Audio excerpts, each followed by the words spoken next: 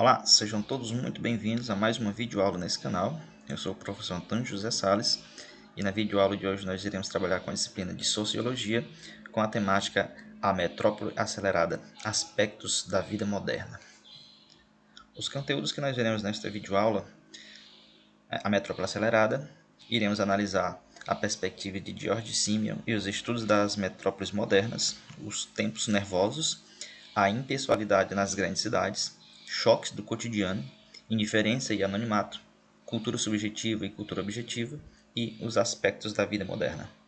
Temos como objetivo, ou objetivos, compreender os principais aspectos sociais das grandes metrópoles, refletir sobre a realidade tão próxima e tão distante das grandes cidades, comparar os diferentes meios de organização social urbana, evidenciar os choques culturais e os conflitos de interesse na formação social, questionar as relações sociais nas grandes metrópoles e comparar as diferentes realidades de organizações da sociedade.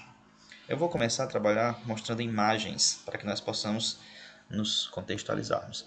Bom, aqui nós temos imagens da Avenida Paulista, São Paulo, que é a nossa maior cidade do país, certo? Então nós estamos colocando essa temática, trabalhando com essa questão da cidade, da vida urbana, da agitação, da correria, né? As pessoas que vivem nas cidades grandes sabem o que é isso, a questão da vida corrida que as pessoas na cidade grande levam no seu dia a dia. E muitas pessoas, inclusive, que moram nessas grandes cidades, buscam ou têm o sonho de estar em locais afastados das grandes cidades. Buscam locais que tragam um pouco mais de tranquilidade, como o campo. Então aqui nós temos uma oposição de organização da sociedade. De um lado nós temos a grande cidade, a grande metrópole, a vida acelerada, a questão da urbanização, a aglomeração de pessoas, de prédios, de carros, e do outro lado nós temos a vida rural, a vida no campo, a chamada vida campestre no isolamento. Certo? Então nós vamos fazer essa comparação levando em consideração os aspectos da vida moderna na cidade grande.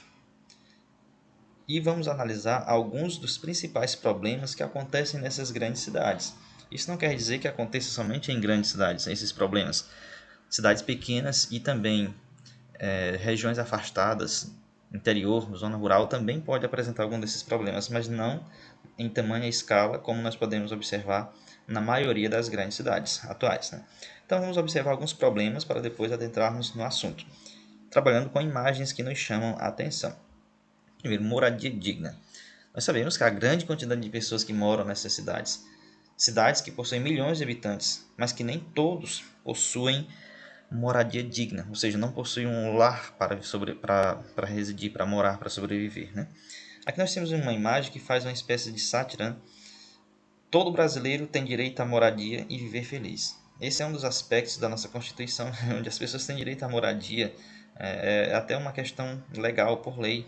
Porém, muitas pessoas parecem que não são assistidos ou são esquecidos, né, em relação a esse aspecto legal, aspecto da legislação brasileira, em relação ao direito à moradia.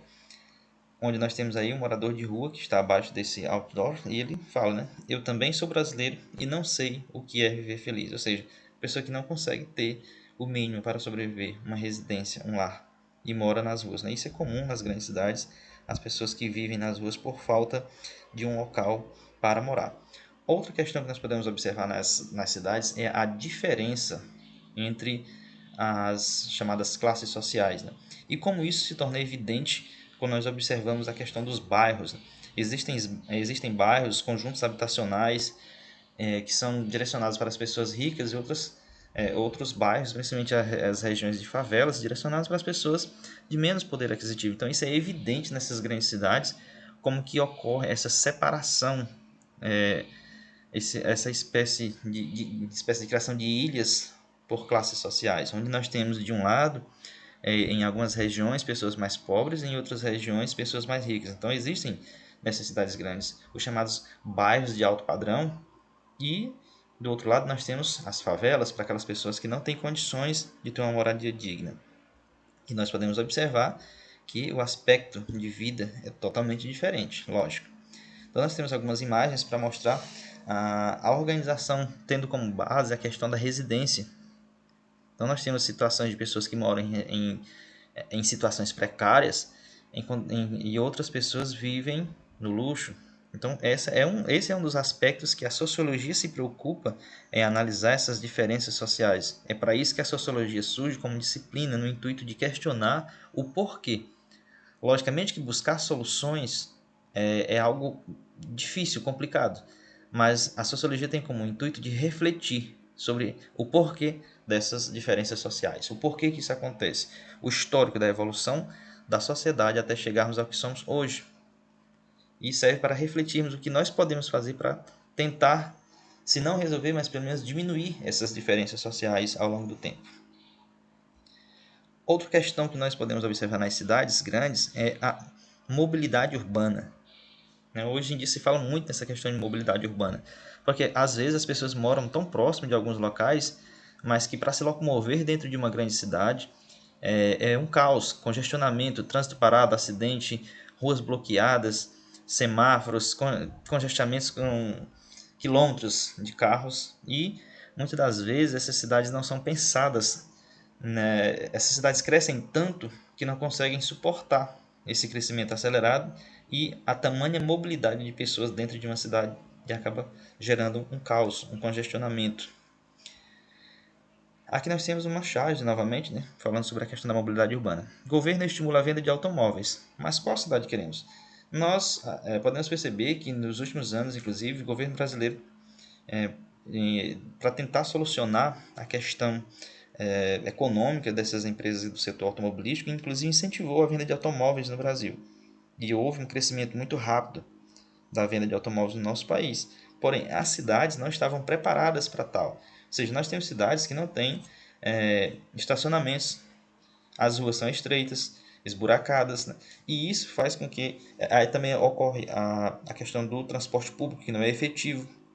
Então faltam linhas de ônibus, faltam metrôs, e isso acaba também que as pessoas acabam tendo problemas de locomoção, porque nem sempre o meio de transporte público atende à demanda das pessoas, então as pessoas buscam um meio próprio de se locomover e todo mundo andando no seu automóvel, no seu meio de transporte, acaba congestionando as grandes cidades. Aqui nós temos uma outra charge, né, em relação à mobilidade urbana de uma pessoa que quer contratar um helicóptero, né? Quer alugar um helicóptero.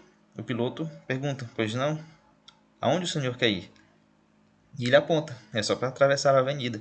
Quantas vezes nós já nos deparamos com isso, quando nós estamos em alguma cidade e que o trânsito é muito grande e que a gente não consegue atravessar de um lado para o outro de uma grande avenida devido ao trânsito ser frenético, né? Então, é mais uma observação, um questionamento que nós fazemos em relação à mobilidade. Simplesmente para atravessar uma rua, muitas vezes a gente não consegue, ou é difícil de conseguir. Outro grande problema das cidades, a violência, né? Todos nós sabemos, muitas cidades brasileiras são conhecidas devido aos altos índices de violência urbana. Outro problema, poluição.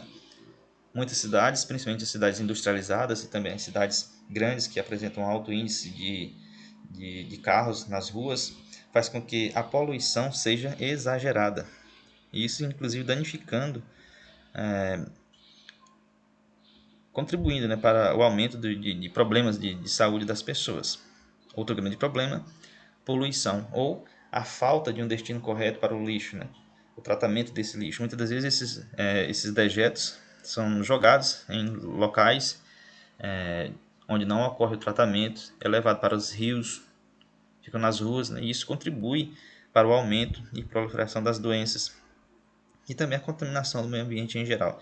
Isso decorre, logicamente, devido à falta de saneamento básico. Muitas pessoas vivem em regiões, em bairros, principalmente os bairros de periferia ou cidades onde o índice de desenvolvimento, né, não contempla essa questão do saneamento básico, e as pessoas vivem sem ter o mínimo de saneamento.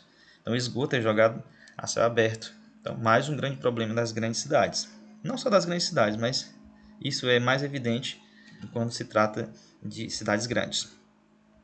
Nesse capítulo, nós iremos trabalhar sobre a perspectiva de George Simmel, um ótimo autor para nos ajudar a compreender o surto da vida acelerada na cidade grande é George Simmel, sociólogo que estudou temas variados, especialmente interessantes para esse entendimento sobre a vida nas metrópoles modernas, analisando a relação entre diversos aspectos da vida social. Para Simmel, a sociedade estava em constante transformação, sendo feita e refeita a partir das relações do dia a dia. Então nós vamos observar essa afirmação de George Simmel, que a sociedade estava ou está em constante transformação e que ela é feita e refeita a partir das relações do dia a dia. Nós podemos perceber que a nossa sociedade, logicamente, vive dessas transformações. A sociedade é dinâmica e, rotineiramente ou constantemente, passa por transformações dentro dessas relações do dia a dia das pessoas, da sociedade em geral. Os temas mais explorados em sua obra são a modernidade, o indivíduo moderno e a importância social do dinheiro. Então, se nós formos observar esses 3 itens, é bem relevante essa temática que o escritor, o sociólogo George Simmel trabalha. A modernidade, né? O que é a modernidade? O que a modernidade nos proporciona? O que é o indivíduo moderno? Ou seja, esse indivíduo que faz parte dessa sociedade moderna, dessa modernidade. E a importância social do dinheiro. Nós sabemos que dinheiro hoje, digamos que é uma questão de status social. O dinheiro compra boa parte das nossas necessidades. E se a pessoa não tem dinheiro, logicamente a pessoa não consegue suprir essa demanda, não consegue atender às suas necessidades. Então, a importância social do dinheiro é muito grande na vida moderna, no mundo moderno que nós vivemos, no mundo capitalista. Então ele trabalha nessa questão da globalização, do individualismo e do estado social. A globalização com a modernidade, o individualismo, as pessoas cada um pensando em si, e o estado social, onde o dinheiro, os bens que as pessoas possuem, acabam tendo status, na questão de status social, a importância que nós damos aos bens materiais, ao dinheiro principalmente. Um de seus textos mais famosos é As Grandes Cidades e a Vida do Espírito. Então, trabalhando dentro dessa temática das grandes cidades, das metrópoles e a vida de espírito, ou seja, o comportamento das pessoas, o individualismo das pessoas diante dessa modernidade, diante dessas relações sociais na vida moderna que nós levamos. Tempos nervosos. A modernidade incontestavelmente mudou o ritmo da produção, mas não só isso, mudou o ritmo das ruas, das cidades, da vida. Na verdade, tudo foi se acelerando. Se nós formos observar, parece que a vida está passando cada vez mais rápida. E isso é reflexo, né, desses tempos modernos que nós vivemos. Tudo parece estar em um ritmo cada vez mais rápido. Isso acontece principalmente nas grandes cidades, onde as pessoas acabam não tendo a percepção do tempo, a contemplação do tempo em si. E a gente tem essa questão de viver um tempo cada vez mais nervoso, mais acelerado, cada vez mais cobranças. Parece que a gente não está mais aproveitando a vida. E a vida corre em um ritmo cada vez mais rápido. Quem nunca se deparou ao chegar, por exemplo, ao final de uma semana e dizer, poxa, a semana passou tão rápida. Ou chegar ao final do ano e, poxa, esse ano passou mais rápido, parece que passou mais rápido que o ano passado. E isso está se tornando uma constante em nossas vidas. E os tempos, cada vez com tantas cobranças, cada vez mais a vida agitada, a gente acaba tendo uma sociedade cada vez mais vivendo tempos nervosos, cada vez mais dinâmica, cada vez mais acelerada, cada vez mais cobranças. E isso acaba refletindo no nosso comportamento social e também na organização da sociedade em si. Portanto, nós temos essas transformações nos meios de comunicação, nos meios de transporte, nas brincadeiras, no trabalho, nas relações sociais, na educação. Tudo mudou e continua mudando. Ou seja, não só mudou, como continua essas perspectivas de mudança irão continuar acontecendo. Então, se nós formos observar, existem muitas transformações pelas quais passamos nos últimos anos em relação aos meios de comunicação, por exemplo, cartas. Ninguém mais manda cartas. Existe a internet, existem as mensagens instantâneas, as redes sociais, os meios de comunicações modernos que há 20 e 30 anos atrás eram impensáveis. Ou seja, ninguém imaginava que em 30 anos isso iria acontecer. Imagine, a pessoa estava lá em 1990. Ninguém imaginava os meios de comunicações que teríamos em 2020 e hoje nós temos. E nós podemos pensar sobre o que teremos daqui a 30 anos, o que teremos como meio de comunicação no ano de 2050. Meios de transporte. Os meios de transporte também passam por constantes evoluções, por constantes transformações, buscando-se cada vez mais eficiência, cada vez mais modernidade e rapidez, para atender, logicamente, essa demanda por rapidez que o mundo nos cobra atualmente. Brincadeiras, né?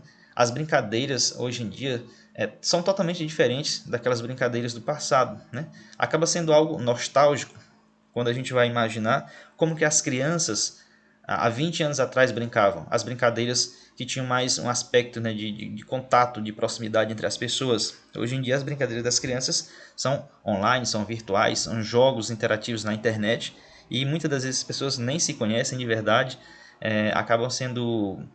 essas brincadeiras acabam sendo realizadas não pelo contato da pessoa, mas por um perfil que se cria na internet para que essas pessoas façam essa interação. O trabalho muda e continua mudando. Nós somos provas vivas disso que está acontecendo, inclusive no ano de 2020, quando se fala muito em homework, no trabalho em casa, com a questão da pandemia, onde muitas pessoas acabaram tendo que se isolar ou passar por esse isolamento social praticamente obrigatório para todos, e as pessoas tiveram que se reinventar em relação ao trabalho. O mercado de trabalho teve que se reinventar para atender essa demanda social, as empresas, as pessoas, os funcionários, né? As pessoas trabalhando de forma virtual, online, ou seja, é mais um exemplo do meio das transformações pelas quais a sociedade passa e que, inclusive, acaba transformando a forma como nós trabalhamos. As relações sociais, logicamente, também passaram por essas transformações. Eu vou até retomar a questão das redes sociais como meio de comunicação. Nós podemos imaginar que as redes sociais hoje em dia influenciam muito a vida das pessoas na questão da relação social. Muitas das vezes a gente acaba conversando muito mais com as pessoas pelas redes sociais do que pessoalmente. Muitas das vezes nós conversamos com as pessoas pelas redes sociais e quando nós encontramos essas pessoas pessoalmente, sequer temos coragem de conversar com a pessoa. Isso é incrível, como que acontece em pleno século XXI, esse contato, onde a gente está valorizando cada vez mais as relações virtuais do que as relações pessoais. E muitas das vezes a gente acaba valorizando mais as relações virtuais do que as próprias relações de amigos próximos que nós temos, deixando inclusive, né, aliás, às vezes até perdendo amigos antigos e fazendo amizades, né, ou preferindo as amizades virtuais com pessoas que muitas das vezes a gente não conhece de verdade. Muitas vezes são até perfis que a gente não tem um conhecimento verdadeiro de quem é a pessoa. Educação também mudou. Nós somos mais uma prova disso, né? As nossas aulas presenciais em sala de aula acabaram se transformando em aulas virtuais, onde o professor está lá isolado na sua casa, o aluno está isolado na sua casa, e com esse contato que existe por meio das redes sociais, aí nós vamos trazer o lado positivo das redes sociais, né? Desse contato e das ferramentas que a internet pode nos proporcionar nesse momento de adaptação, onde nós estamos utilizando as redes sociais e as mídias para transformar a educação ou para adaptar essas ferramentas para a educação, trazendo esses aspectos da educação EAD. Nós estamos vivendo o ano de 2020, um ano com profundas transformações sociais, e isso é visível em todos esses aspectos, como nós falamos anteriormente, na questão do trabalho, nas relações sociais e também, principalmente, na educação. E essas transformações pelas quais nós estamos passando poderão se refletir em más transformações no futuro. Ou seja, cada vez mais essas transformações podem se aprofundar. Eu vou trazer mais aqui uma série de imagens onde nós podemos comparar tudo isso que nós estamos falando. Meio de comunicação. Por exemplo, aqui nós temos um e-mail, uma carta. As cartas antigamente eram enviadas por correios, né? Hoje em dia, basicamente, os correios são utilizados para enviar mercadorias e não mais cartas. Dificilmente uma pessoa vai enviar uma carta para alguém tendo e-mail, tendo redes sociais, tendo WhatsApp com mensagens instantâneas. Exemplo, orelhão, celular. Né? Há uns 10, 15 anos atrás, a presença de orelhões como meio de comunicação de telefone era uma constante na nossa sociedade. Hoje em dia, praticamente ninguém mais utiliza um orelhão. Os orelhões que ainda existem vivem abandonados, praticamente. As empresas não vão investir em algo que a sociedade praticamente não está mais utilizando. Porque, basicamente, hoje em dia, todo mundo tem um celular. E é um meio de comunicação pessoal e rápido. Então, não necessita que a pessoa busque um orelhão. O ideal é que as pessoas tenham o seu próprio meio de comunicação, celular, que acompanha as pessoas em todos os locais, basicamente. Né? Até na hora de dormir, inclusive. Meio de transporte. Cavalo, moto. Né? Aqui nós temos uma pessoa acompanhando aí a sua boiada. Essa imagem, se fosse algum tempo atrás, né, nós teríamos aí uma pessoa montada a cavalo, um vaqueiro. Né? O vaqueiro hoje em dia anda de moto, inclusive, guiando os animais. Né? Os modais de transporte de cargas. Nós sabemos que hoje o mercado de cargas no comércio internacional exige cada vez mais rapidez. Então, os navios estão mais rápidos, estão maiores, conseguem levar uma carga muito maior em seus containers, e também existem as cargas que demandam uma rapidez de logística muito mais rápido, e por isso que cada vez mais cresce, inclusive o transporte de mercadorias pelo modal aéreo, transporte de aviões para cargas, não só de passageiros, mas também de mercadorias.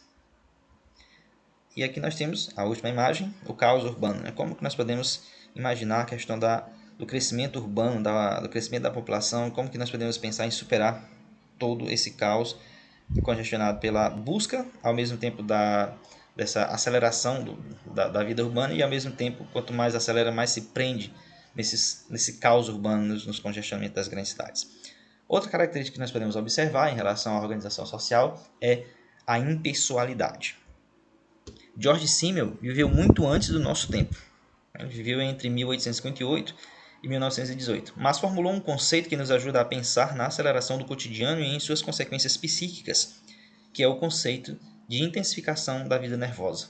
Então, mesmo esse pesquisador, sociólogo, tendo vivido antes da nossa transformação atual da sociedade, ele já previa, porque naquela época a sociedade já vinha demonstrando essas transformações. Inclusive, esse aspecto da sociologia como estudo de observação da sociedade serve inclusive para a gente pensar hoje, observar essas transformações na nossa sociedade hoje e pensar no que será do futuro, inclusive pleitear ou planejar o que será, o que virá na nossa organização social futura. Então, no contexto urbano, somos frequentemente expostos a estímulos, como imagens, sons, rostos, anúncios. Inclusive, as imagens que eu mostrei anteriormente para vocês têm esse intuito de estimulá-los a refletir baseado nas imagens. E essas imagens, sons, rostos e anúncios acabam exigindo de nós uma sensibilidade específica, que é a impessoal. O impessoal é a perda de nossas características pessoais em favor da cultura da massa, as influências externas que nos forçam a mudar nossas vidas e o nosso comportamento social. Se nós formos observar hoje em dia, nós temos essa chamada cultura de massa, onde nós somos influenciados, antes pela TV, hoje pelas redes sociais, pela internet. Então, muitos movimentos sociais surgem dessa força, dessa cultura de massa que influenciam as pessoas. Então, são influências que vêm do lado externo da sociedade e entra para esse lado pessoal, ou seja, transforma o nosso lado pessoal em algo impessoal. Muitas das vezes nós somos compelidos por essas influências que nos forçam a mudar. Vamos fazer uma espécie de comparação. Vamos imaginar que uma pessoa não gosta de redes sociais, seja avessa à utilização dessas ferramentas. E do nada, essa pessoa é obrigada a utilizar, seja por questões de trabalho, questões de estudo. Ou seja, é uma força, digamos que, dessa transformação, dessa influência que vem de fora, não é da pessoa, mas que a pessoa acaba tendo que aceitar, porque é um comportamento que a sociedade, no geral, está utilizando. Então a gente acaba tendo que aceitar, mudar a nossa vida para acompanhar as tendências do comportamento social atual. Então é esse a questão da impessoalidade que nós estamos cada vez mais perdendo os nossos aspectos pessoais. Choques do cotidiano. O que hoje se tornou um comportamento natural, no passado foi objeto de reflexão das ciências e das artes na virada do século XIX ao XX.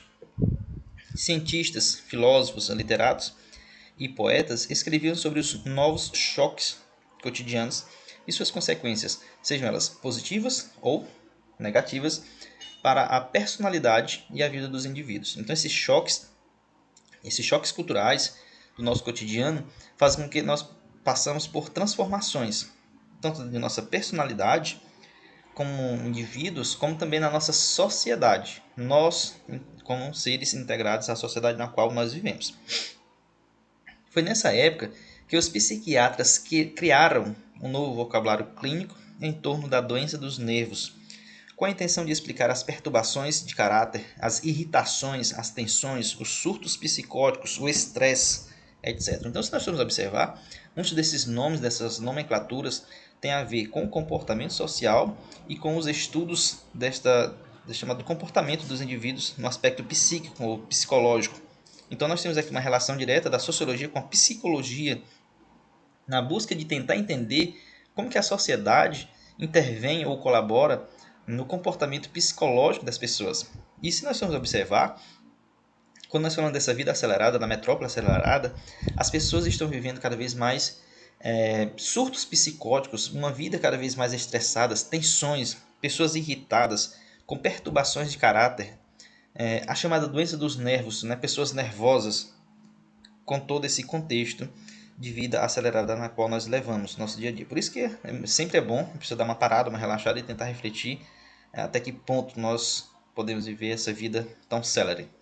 E tentar dar uma pausa, refletir sobre o nosso comportamento, sobre a nossa vida e a nossa relação diante da sociedade na qual nós vivemos em pleno século XXI, mundo capitalista, globalizado, correria, estresse, etc. Vamos falar sobre indiferença e anonimato.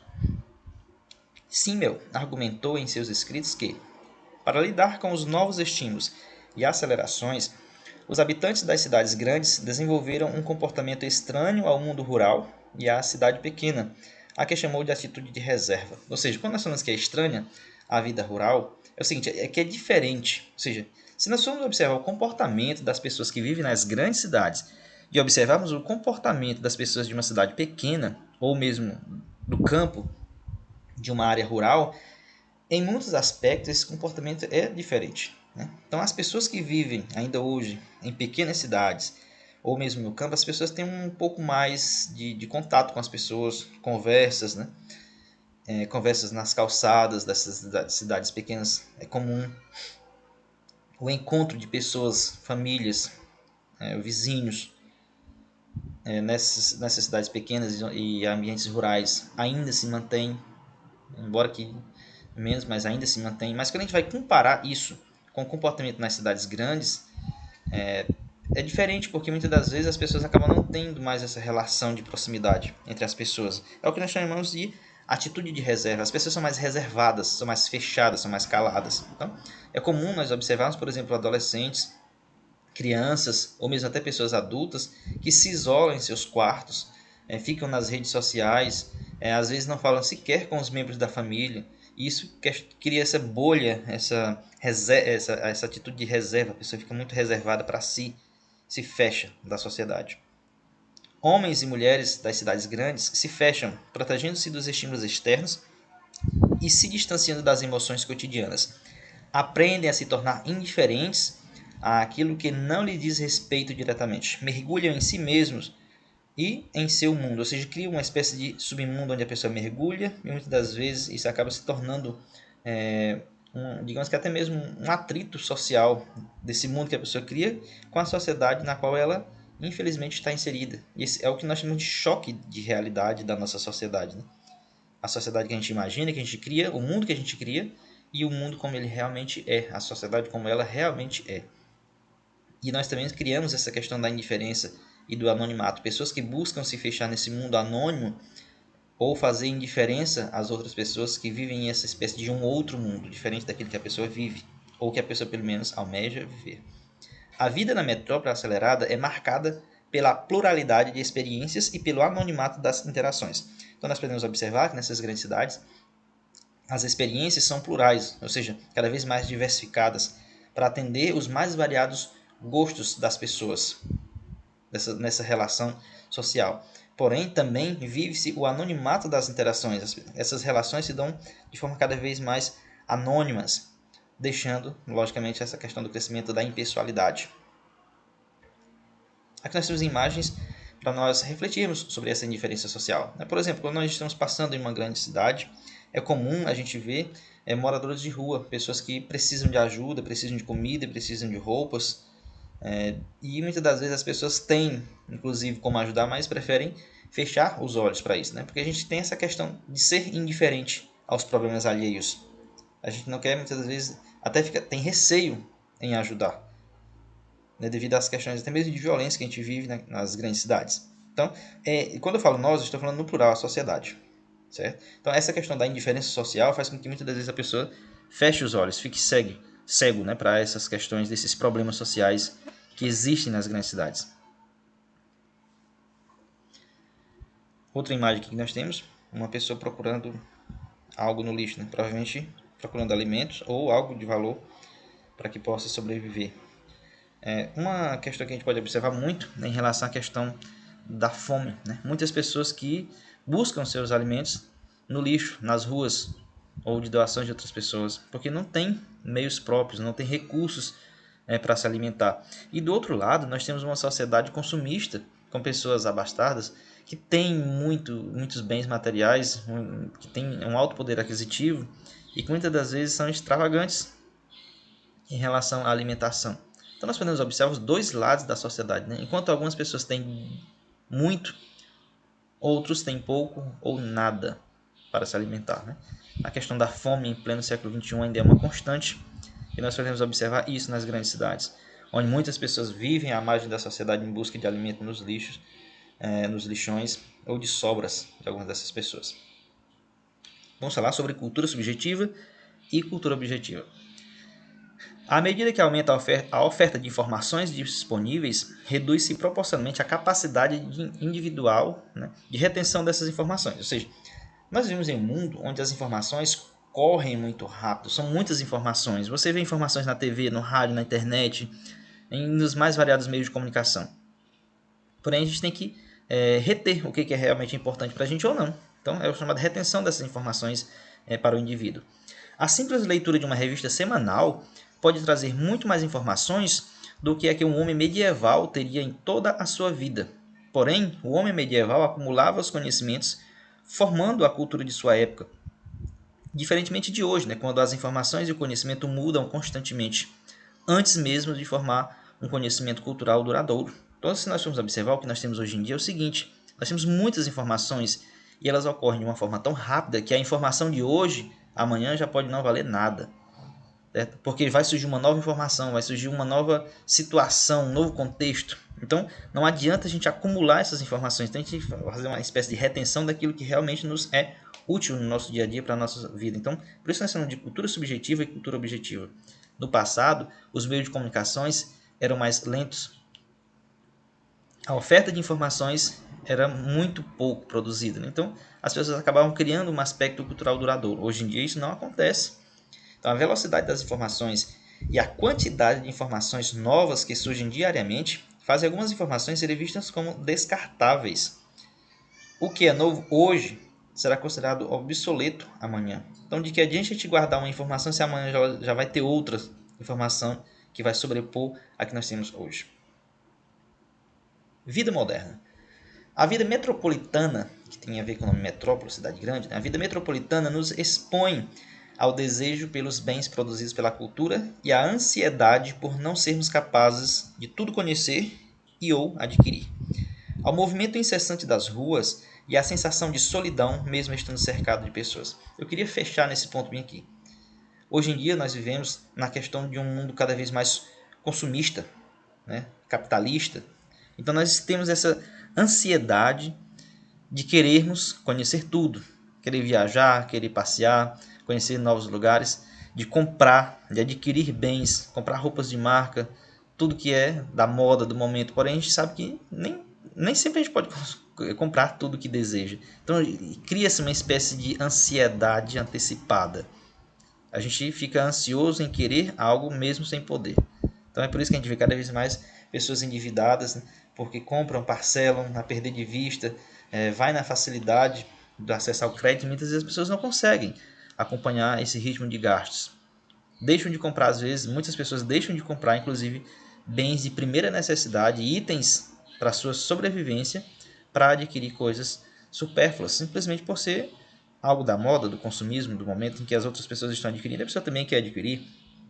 O outro ponto que eu queria levantar é a questão de que mesmo diante de tanto movimento, de tantas pessoas, mesmo estando cercado digamos, de uma sociedade variada, múltipla, muitas das vezes as pessoas se sentem solitárias, mesmo diante de tantas pessoas. As pessoas se fecham tanto, né, aquilo que nós falamos anteriormente sobre a indiferença social, as pessoas criam um submundo para si, e muitas das vezes as pessoas ficam tão fechadas nesse mundo que se isolam e se sentem solitários nesse mundo, mesmo diante de tantas pessoas.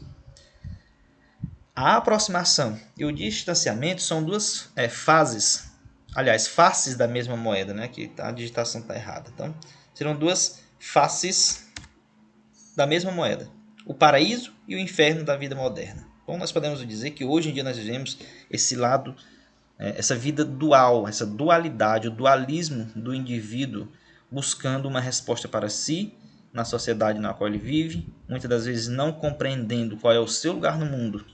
E a sociedade tem esse intuito de buscar, a sociologia tem esse intuito de buscar compreender essa relação do homem, do ser humano, na sociedade na qual ele vive e refletir sobre como nós podemos interagir diante dessa sociedade. Buscar respostas para esses questionamentos, para essas perguntas, para esses pontos levantados. Para terminar, eu vou colocar aqui algumas informações, algumas imagens, onde nós podemos refletir sobre esse mundo virtual, já que cada vez mais nós estamos vivendo um mundo baseado em relações sociais ou relações virtuais. Como, por exemplo, o namoro virtual. Muitas pessoas hoje em dia têm relacionamentos virtuais. As pessoas buscando interagir com outras pelas redes sociais, inclusive. Aqui. Essa charge é muito interessante, né? Onde aí nós temos uma pessoa conversando na rede social, colocando as suas características, onde o homem diz, não sou casado, sou solteiro e moro sozinho. E a mulher por trás vem e diz, eu sou viúva, ou seja, provavelmente ela vai detonar ele. Outra imagem que nós temos aqui, relação sobre a confiança nas pessoas. Quem está do outro lado de verdade? Ou seja, o perfil que as pessoas criam. Ou fake, perfil fake, né? Isso é muito comum nas redes sociais hoje em dia, inclusive. A moça perguntando, como você é? E a pessoa do outro lado respondendo, sou super bronzeado, uso cavanhaque e adoro uma balada underground. Então nós temos aí a confiança ou a desconfiança que nós temos que ter em relação aos perfis virtuais. E para terminar, essa, onde nós temos aí um casal desejando um feliz dia dos namorados, amo você, e a pessoa ao lado respondendo também por meios virtuais, te amo também. Aqui nós podemos observar dois aspectos interessantes. Primeiro, a escrita, onde nós podemos observar a forma como as pessoas abreviam essas conversas, né? A utilização do VC e do TB para dizer também, e a questão da distância. As pessoas estão próximas de si, estão lado a lado, mas ao invés de falar isso pessoalmente, com um abraço, com um carinho pessoal, real, físico, não, preferem o ambiente virtual para se relacionar. Então, esse é mais um aspecto da vida moderna e que nós estudamos dentro da sociologia. Chegamos ao fim. Muito obrigado por acompanhar a nossa videoaula até aqui. Valeu!